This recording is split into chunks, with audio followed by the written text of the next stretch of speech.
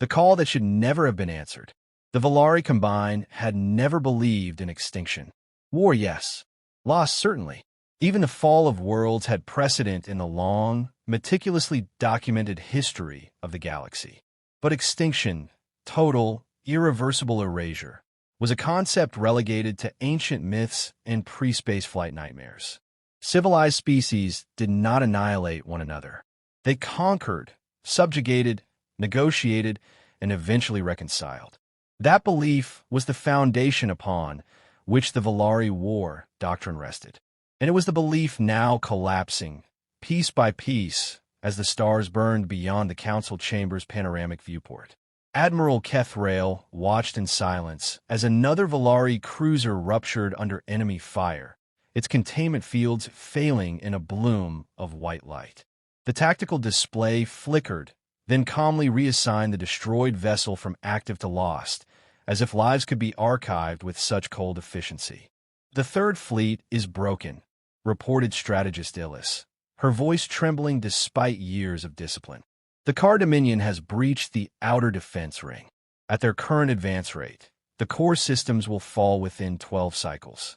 Murmurs rippled through the chamber. 12 cycles. Barely enough time to evacuate a fraction of their populations, let alone mount a counteroffensive. The Car were not subtle conquerors. They believed expansion was proof of evolutionary superiority, and resistance merely validated their philosophy. Yet even they adhered, loosely, to galactic conventions. Cities were spared when possible. Surrenders were honored. Genocide was forbidden by treaties older than most civilizations, which was why this war was supposed to be survivable.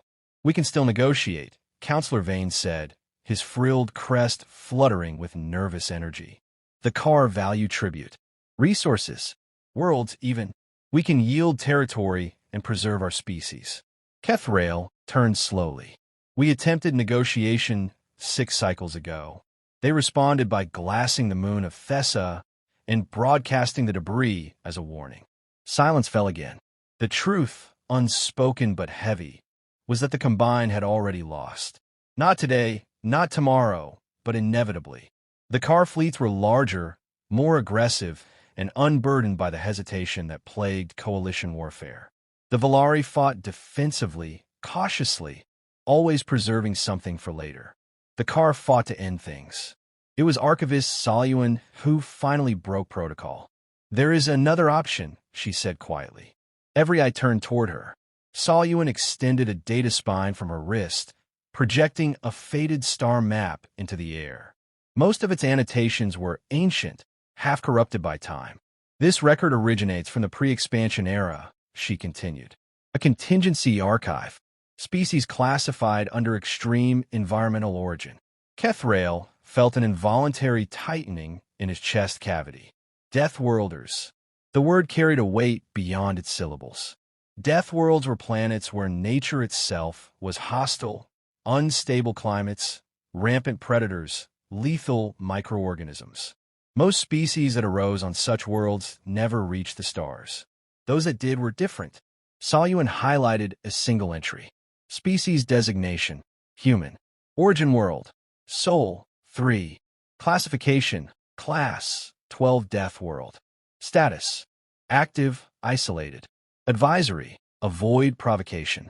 The humans were contacted briefly during early expansion, Salyuan said. Records indicate rapid technological growth, extreme resilience, and disproportionate military capability. Shortly after first contact, they were diplomatically distanced. "Sealed off," Vane said. "For everyone's safety." "For the galaxies," Illis added softly. Kethrail studied the sparse data. No cultural summaries. No alliance records. Only casualty estimates from joint exercises that ended abruptly and without explanation. "Why were they never integrated?" he asked. Salyuan hesitated. "The archive cites incompatible war philosophies." That was enough to chill the chamber. Deathworlders did not fight by galactic norms. Their histories, fragmented as they were, spoke of total wars, of enemies pursued until they could no longer rise again. Victory was not leverage. It was finality. "They are not conquerors," Salyuan said. They are survivors. And predators, Vane countered. The tactical display flared red as another system went dark. Kethrael made his decision. If extinction awaits us regardless, he said, then restraint has already failed. Send the signal. A collective intake of breath swept the chamber. You would invite them? Illis asked. We don't know what price they will demand.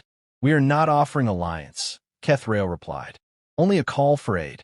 An SOS. Nothing more. Saluan's voice dropped to a whisper. Admiral. The records warn that humans interpret such calls literally. Kethrael did not look away from the burning stars. Then let them decide what it means. The signal was encoded, translated, and transmitted across the void, an ancient distress protocol rarely used in modern times. It carried coordinates, threat data, and a single plea. Assistance requested. Imminent collapse. For several heartbeats, nothing happened. Then every sensor in the chamber screamed. A return transmission arrived. Not after hours, not after cycles, but seconds. No pleasantries. No demands. Only a confirmation. SOS received. Coordinates locked. Fleet en route. The words echoed in the silent chamber like a death sentence or a miracle. Kethrael felt no relief. Somewhere, deep within instincts honed by a gentler universe, a single thought took hold. They had not called for reinforcements. They had called for the end of something. And whatever was coming would not stop until it was finished. The arrival of the Deathworlders. The Valari home system had seen many fleets pass through its stars. Merchant convoys glittering with ceremony, allied task forces arranged in elegant formations, even enemy armadas advancing with calculated menace. All followed the same unspoken rules of arrival. Broadcast intent, decelerate in stages, announce command authority. The human fleet did none of these things. Every long-range sensor across the system detonated into chaos at once. Space itself seemed to fold inward, not smoothly, but violently, as if torn open by force rather than precision. The void rippled, light distorted, and then they were there. Hundreds of signatures. No, thousands. Admiral Kethrael gripped the edge of the command dais as the tactical display struggled to process what it was seeing. The icons refused to resolve into familiar classifications. Power readings spiked beyond known limits, then stabilized at levels that made no strategic sense. They arrived inside the exclusion boundary, strategist Illis said, disbelief cracking her voice. No deceleration window. No formation buffer. They ignored our gravity wells, a sensor officer added. As if they weren't there. The first human vessels came into visual range moments later, and the chamber fell silent. They were monstrous, not in size alone, though many dwarfed Valari capital ships, but in design philosophy. The hulls were angular, asymmetrical, layered with overlapping armor plates scarred by previous battles. There was no aesthetic harmony, no ceremonial markings, only weapon ports, rows and rows of them. These are not exploration vessels, Illis whispered. No, Kethrael agreed. They are survivors. The fleet continued to emerge, spreading not in defensive arcs, but in a wide, predatory dispersal that immediately encircled key system coordinates. Human ships positioned themselves between Valari worlds and the approaching car armada without waiting for instruction or permission. They're taking control of the battle space, Vane said, without consulting us, as if summoned by his words. A transmission cut through the chaos. Audio only. No visual. This is Task Command Orion, a calm, unmodulated voice said. Valari combine leadership, identify threat vectors and civilian population centers. No greeting. No acknowledgement of sovereignty. Kethrael forced himself to respond. Car Dominion fleets advancing from the outer rim. Civilian centers marked in blue on your shared data feed. There was a brief pause. Not hesitation, processing. Data received, the human voice replied. Civilian zones logged. Adjusting engagement parameters. That was all. The channel closed. They didn't ask permission, Vane said faintly. They didn't need it, Saluan replied. We asked for help. The human fleet began to move. What followed defied every tactical model the Valari possessed. Human ships did not form lines or wedges. They broke apart into autonomous strike clusters, each moving at velocities that made tracking nearly impossible. Smaller craft, fighters, drones, weapons platforms, poured from carrier hulls in swarms that blotted out the stars. Kethrael watched in mounting unease as human units advanced far beyond Valari defensive positions. "They're pushing into car-controlled space," Illis said. "They haven't even engaged yet." "They're hunting," Kethrael realized. Incoming car transmissions flooded the channel. Formal challenges, declarations of territorial violation, demands for identification. The humans ignored everyone. Then the first car ship vanished. There was no explosion, no debris field, just absence. One moment it occupied a sector of space. The next it was gone, erased by a pinpoint flash that left sensors blind in its wake. A second followed, then 5 more. The car fleet reacted too late. Human weapons struck with terrifying precision. Command vessels were eliminated first, followed by communication hubs and power cores. Entire formations collapsed into disarray within minutes. Their coordination shattered before they could bring their numerical superiority to bear. "They're not engaging the fleet," Vane said, horrified. "They're dismantling it." From a human command channel came a steady stream of internal communication, unintentionally audible on open frequencies. "Enemy command node neutralized. Secondary fleet blind. Proceeding with containment. Civilian drift margin exceeded by 0.4. Adjust fire vector." The Valari officers stared at one another. They were accounting for collateral damage. In the middle of Annihilation, a smaller human vessel moved closer to the Valari command station, its hull bristling with sensor arrays. A new transmission opened, this one directed deliberate. "Valari Admiral," the human voice said, "your enemy operates under limited war assumptions." "We do not." Kethrael swallowed. "We sought assistance." "Not extinction," the human interrupted, still calm. "Negative. This is threat removal." The words sent a chill through the chamber. "Your SOS constitutes authorization for total engagement," the human continued. "Once initiated, termination proceeds until hostile capacity is reduced to 0. "And if they surrender?" Vane demanded. There was a pause this time, a longer one. "Surrender will be assessed once the enemy can no longer inflict harm," the human replied. "We do not accept intent, only capability." The transmission ended. Kethrael watched as the human fleet pressed deeper into the battlefield, moving with relentless purpose. The car armada, once unstoppable, was unraveling under an assault it did not understand and could not adapt to. A realization settled over the Valari leadership, cold, heavy, irreversible.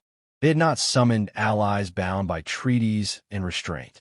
They had summoned a species forged by endless struggle, one that saw war not as a negotiation, but as a disease to be excised completely. The galaxy had taught itself that extinction was a relic of the past. Humanity was about to prove it wrong, when reinforcements become the apocalypse. The Car Dominion had never lost a fleet engagement. Their doctrine was simple and brutally effective: overwhelm, adapt, and consume.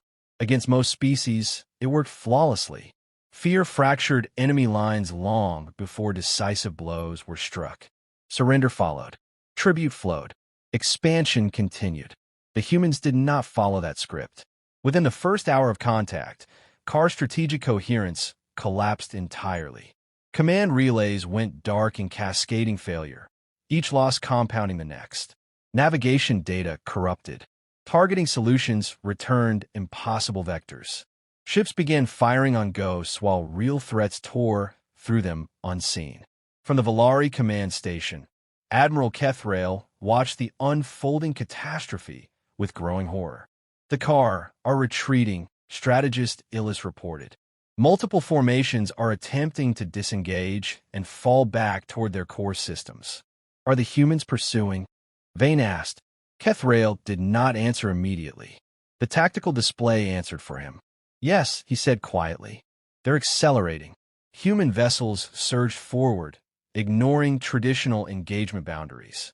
They crossed into Kar's sovereign space without hesitation, their trajectories precise, relentless. This was not a battle being won. It was a hunt reaching its next phase. The car attempted to surrender. Formal transmission codes pulsed across open channels, symbols of capitulation recognized by every major civilization. Offers of ceasefire, of negotiated withdrawal, of tribute beyond precedent. Human ships did not slow. One car carrier, engines crippled but intact, broadcast a continuous surrender beacon as it drifted helplessly. A human strike craft adjusted course and fired. The carrier split apart in a silent, violent bloom. They ignored it. Vane whispered. "No," Soluin said, her voice hollow. They evaluated it. On a shared channel, human command traffic continued, cold, methodical. Hostile vessel retains weapons capacity. Beacon acknowledged. Criteria unmet. Proceed. The Valari understood then. Surrender, to humans, was not a declaration. It was a condition, and the car had not yet fulfilled it. The battlefield expanded as human fleets struck logistics hubs, shipyards, and fuel depots far from the front lines. Precision strikes rendered entire car systems inert without destroying them outright. Orbital infrastructure severed, power grids collapsed, atmospheres poisoned just enough to cripple industry. They're not killing worlds, Illis said. They're ending their ability to fight. Forever. On one contested moon, ground combat footage streamed unintentionally into Valari channels. Human infantry advanced through toxic storms that would have dissolved Valari lungs in moments. Their armor adapted in real time, sealing breaches, administering stimulants as soldiers continued forward despite injuries that should have ended them. A car defender impaled a human with a plasma pike. The human broke the weapon off, advanced, and eliminated the defender at point-blank range before collapsing, still firing. They don't retreat when wounded, Vane said, shaken. They become more dangerous. Soluin accessed fragmented human data, translating in real time. Their medical doctrine prioritizes function over comfort. Pain is secondary. The Valari struggled to reconcile this with their own biology, where injury meant withdrawal, recovery, survival. For humans, survival meant victory first. A captured human officer was brought aboard the Valari station, wounded, restrained but alert. His eyes tracked the room constantly, calculating. Kethrail addressed him carefully. "Your species is exceeding the scope of our request." The human tilted his head slightly. "You requested assistance against an existential threat." "Yes," Kethrail replied. "Not eradication." The officer exhaled, a sound halfway between amusement and fatigue. "Admiral, on our world, threats that aren't finished come back. Stronger. We learned that lesson early. You will destabilize the galaxy," Vane said. "This level of force prevents repeat conflicts," the human interrupted. "Short-term instability, long-term survival." He met Kethrail's gaze. "You evolved on a world that forgave mistakes. We didn't." Outside the station, the final car fleet attempted a desperate counterstrike, concentrating all remaining firepower into a single charge. Human sensors detected the maneuver instantly. The response was swift and absolute. A coordinated strike annihilated the fleet's engines, weapons, and command structure in under 30 seconds. The ships remained intact, drifting, powerless, silent. Human transmissions followed. Hostile capability reduced to 0. Containment complete. Proceed to final phase. Kethrail felt something inside him break. "What final phase?" he asked, though he already feared the answer. Soluin's console updated with new data. Human fleet trajectories branching toward core worlds. "They are ensuring recovery is impossible," she said softly. The realization struck with crushing clarity. The SOS had not summoned reinforcements to turn the tide. It had summoned an ending. And as the human fleet moved to finish what had begun, the Valari Combine understood a truth that would haunt the galaxy forever. When humans go to war, they do not seek victory. They seek silence. After the silence, the war did not end with celebration. It ended with quiet. Across former Car Dominion space, weapons fell silent not because treaties were signed, but because there was no one left capable of resisting. Fleets drifted powerless in vacuum. Shipyards hung dark and hollow, and once vibrant trade lanes became empty scars across the stars. From the Valari command station, Admiral Kethrail watched the final status reports arrive. Each carried the same conclusion, repeated with human efficiency. Hostile capability, irreversibly neutralized. The Car homeworld still turned beneath its sun. Its city still stood. Its population lived. But the infrastructure that had made interstellar war possible, orbital elevators, hyperspace anchors, manufacturing arrays, had been methodically dismantled. The Dominion was alive, yet permanently grounded. They didn't destroy them, Counselor Vane said, voice unsteady. They imprisoned an empire on its own world. Saw you and nodded. Exile without exile. Survival without power. Human fleets began to withdraw almost immediately. No occupation forces remained. No banners were planted. Salvage drones recovered nothing beyond what was required for safe disengagement. They're leaving, strategist Illis said. Already, a final transmission arrived, addressed to the Valari Combine leadership. This is Task Command Orion, the familiar voice said. Threat removal complete. Your systems are secure. Kethrail hesitated before responding. What cost do you claim for this intervention? There was a pause, then a reply that would echo in Valari historical records forever. No material compensation required. Consider this a fulfillment of mutual survival principles. Vane leaned forward. And if such a threat arises again? The human voice remained calm, unchanged. Then you must decide whether extinction is preferable to intervention. The channel closed. Moments later, the human fleet vanished the same way it had arrived, space folding violently, leaving only emptiness behind. The Valari command chamber remained silent long after. In the cycles that followed, the galaxy reeled. Emergency sessions of the Galactic Council convened in rapid succession. Old doctrines were abandoned overnight. New classifications were drafted with trembling appendages and cautious language. Humanity was no longer listed as a minor deathworld species. They were reclassified as a Class Black existential power.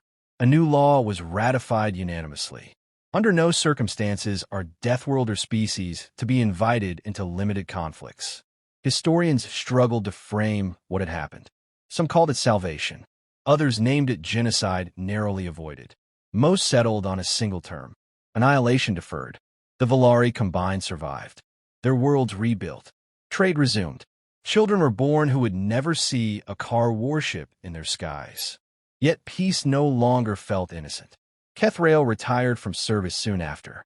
In his final address, he spoke not of victory, but of understanding.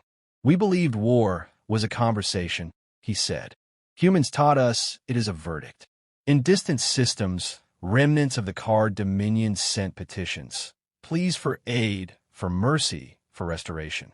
None were answered. Not by the Valari. Not by anyone. No one wished to risk another call.